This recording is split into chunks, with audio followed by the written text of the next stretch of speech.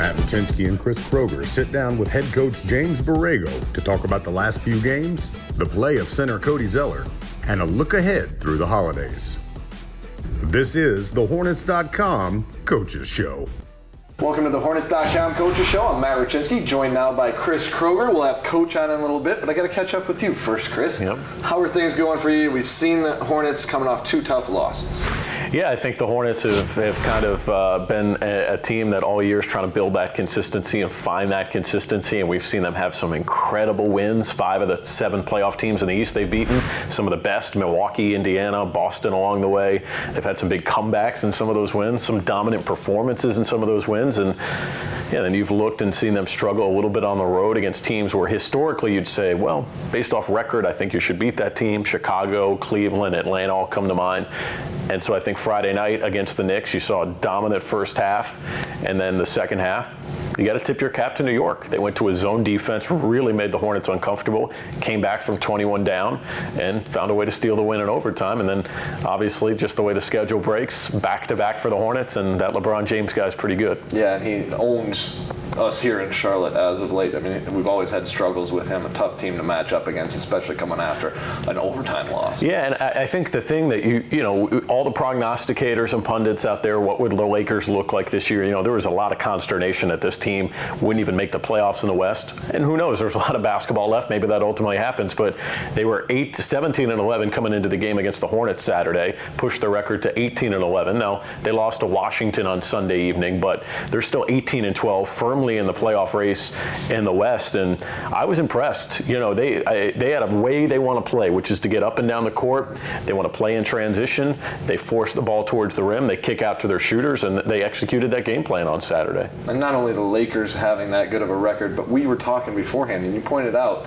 there's only how many teams right now that have double-digit wins in the NBA? The parity right now is... Yeah, it's 25 out of 30 right now in the NBA, and you look at 14 out of the 15 teams in the West have double-digit wins. So we always talk about the balance and the depth of the West, and it's there, but I actually think the more top-heavy conference is the East, and you look at what Toronto's done. You look at Boston, who all of a sudden is starting to hit their stride. You look at what Milwaukee's been as an early season surprise. Philadelphia.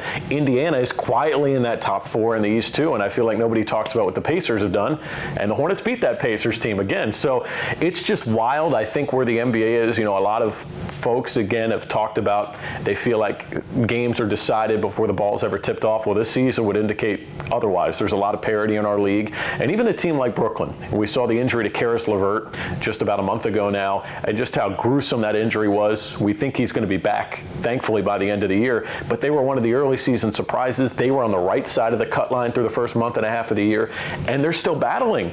They've lost some games, but they've beaten some marquee opponents, too. They beat Toronto just last week. So I'm just really impressed at how you have to line up every night in this league this season, and if you would just expect to roll the ball out and get a win, you're going to be taken advantage of. And so I think that the Hornets are learning that lesson so far through the first 2 months. It's been an absolute roller coaster of emotion over the course of the first month and a half, 2 months of the season, with the ups and downs.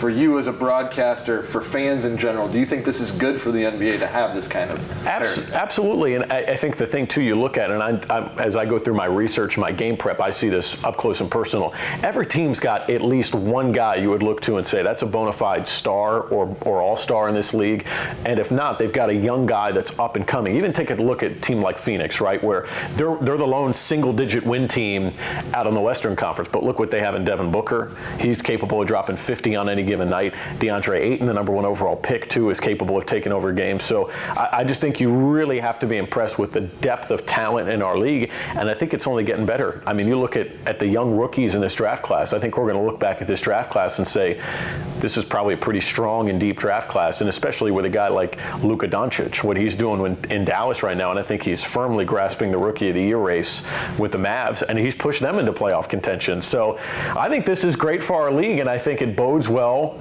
down the road for the Hornets. I think that it's wide open and up for grabs, and this is why you want to be in the playoff race, because if you got a 6 or 7 game series with a team like Indiana or Philadelphia or even Milwaukee, who the Hornets have played well this year, I like the odds. You never know. You never know what could happen. All right, well, those have been our takes. We're going to get Coach's take when we come back. Hey, Hugo, before we do this job swap, can you show me how this half-court shot thing goes? I'm not the most experienced with basketball. Yeah? Okay, great. Okay. All right, so I bend my knees. Oh, arms up. Oh, I'm glad I didn't ask you to show me how to dunk. How do I get down?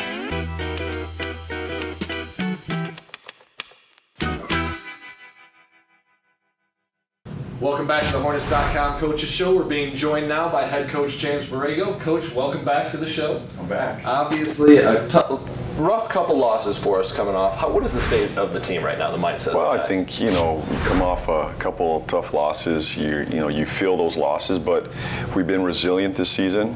We've been through our ups, our downs.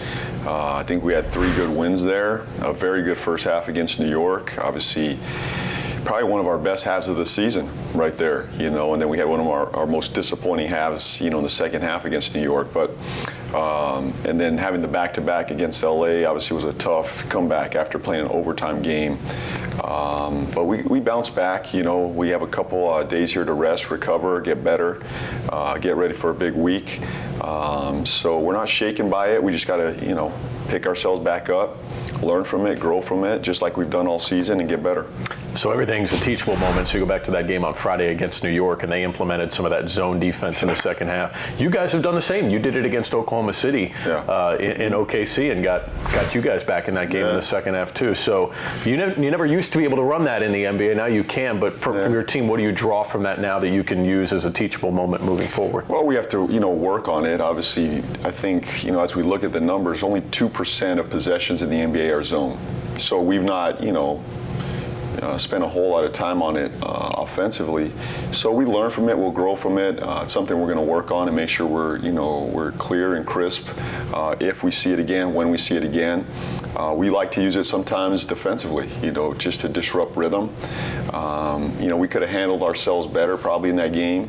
But as long as we learn and grow from it, I think we're okay. If we don't learn from that, that's a mistake on our part. So, but every challenge we've given to these guys, everything we've worked on for the most part this season, they've tackled it, they've owned it, we've gotten better at it, and I think we've done that the last few weeks. The ball is moving. That game against New York, to have 20 assists after the first half, probably our best half of basketball moving the ball. And it's one thing we've been emphasizing. I think they're grasping it. And then same thing on the zone. We're going to work on it, move forward, and get better. Here we're always looking for those bright spots and those silver linings even when there's difficulty going on. Cody Zeller has been just playing at a different level as of the last 4 or 5 games. Can you just talk what you've seen from Cody and what he's bringing to the table right now? Well, I think, number one is his health. As long as he's healthy, I think he's a very effective player. Plays extremely hard on both ends of the floor, puts pressure on the rim for us. He's not a real lob threat, but he's a very dynamic roller in the pocket, can run the floor for us. Is a big part of our defense. He anchors a lot of our defense. Those numbers don't show up in the stat sheet, but he's really the heartbeat of our interior defense, our interior offense, and he's only getting better. I think we've seen that these last couple games. So, and his screen setting is so important. I mean, the way he frees up Kemba and all these guards, for me, is very valuable. So he's got to continue to get better, and he's one of those guys that still has some upside there, and we need him to be effective every night. He's a good starter for us. He's a very good first quarter player. We need to see more of that throughout the game. You talk about consistency. I think what's amazing is too, and this obviously everybody is trying to figure out, okay, how can we stack some wins here? But you look across the NBA, there's no gimmies anymore. I know we've been in a place in the league the last few years where maybe you felt like you could look at a team and think it's going to be a little easier tonight, but I look top to bottom across the standings right now, and it seems like every team is a handful every given night, and it's a testament that you guys got to be on your A game, because if not, somebody's there to trip you up. Yeah, and you can't relax for 1 minute. You think think you have a game in control, a team that maybe you should be, or you're at home and you have a great first half, and all of a sudden, within a half, you've lost the game. So, and we've been down, same thing. I think other teams that maybe feel like they should have beat us, they have a lead on us, and we've come back and won that game. So we've done it to other teams. It happened to us the other night. But you just, our message consistently to these guys is play for 48 minutes. You cannot relax. Teams are too good. Offenses are too good. The NBA is too long of a game right now, and you just got to keep playing. And same thing in the NBA season. You can't give in to 2 games, a 2-game losing streak. It's a long season. You got to keep playing, and that's why we're going to play this next week out. The most important game right now is on Wednesday night. We recover and we move forward, but that's where consistency comes. You can't get caught up in the wins and losses every single night. You got to move forward, learn from it, grow, and get better. 2 games left at home. You mentioned Wednesday against Cleveland, Friday against the Pistons, another big game. How important is it to really kind of set yourselves up heading out on the road with 2 big games this week? Well, we just have to get right. We got to play well against a team that played well against us in Cleveland. This team is playing well. This is not a game that we're looking past. This is the most important game of the season right now, and I expect our guys to come out, focused, energized, have great effort here in front of our home fans. We know what happened the last 2 games, but this is a very good Cleveland team coming in, and then we follow that up with a very good Detroit team, coming in here again, someone that, we're right in the hunt with in that mix for playoff positioning. So, very important week. We'll deal with next week when that comes, but Wednesday is a very important game for us. Yeah, and then you got to go quickly to the road, and you'll play Boston too. So that's a bit of a challenge, I think, too, right? When you navigate your schedule, we'll have to leave on Christmas Day to go take on Brooklyn on the 26th, and you'll play Boston on the 23rd, and we'll come back for a couple of days to enjoy the holiday. But this is a tough time to navigate, I think, as a coach, to try and balance life and family and basketball right now. Yeah, I think a lot of people had a lot of family in town this week. There's 2 games in the weekend, holiday season, so a lot of family in town, a lot of distractions. Trying to get ready for the holidays, a lot of travel coming up.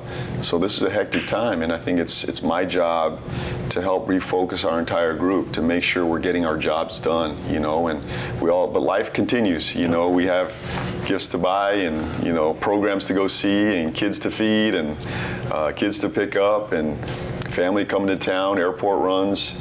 And it's happening for everybody around us, including you guys. Mm-hmm. So, but we have to remain focused. When we get to the gym, it's about getting better. When we come to play games, it's about getting those games done. And that's what we're trying to do. Over the course of the holidays, we've also seen the guys who had a full team event, taking kids shopping. There's individual players who are doing multiple things over the holidays. How good is that to see as a coach, to see these guys committed so much to this city? Well, they're so invested in this community. They love the community.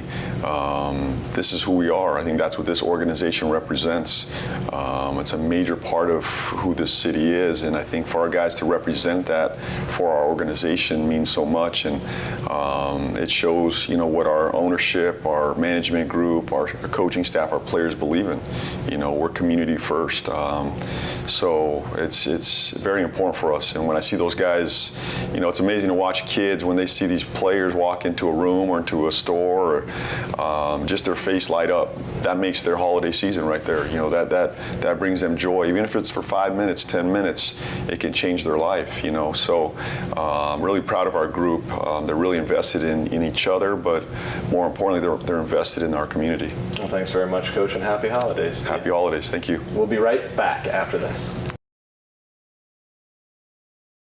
Are these yours? No. Your mother found these in the closet. I don't know. One of the guys must have left it here. Where did you get these? Dad! Who taught you to wear these? You! All right? I learned it from watching you. Parents who are bandwagon fans have children that are bandwagon fans. If you or a loved one suffer from being a bandwagon fan, call 704-HORNETS today. Operators are standing by to get you the help you need.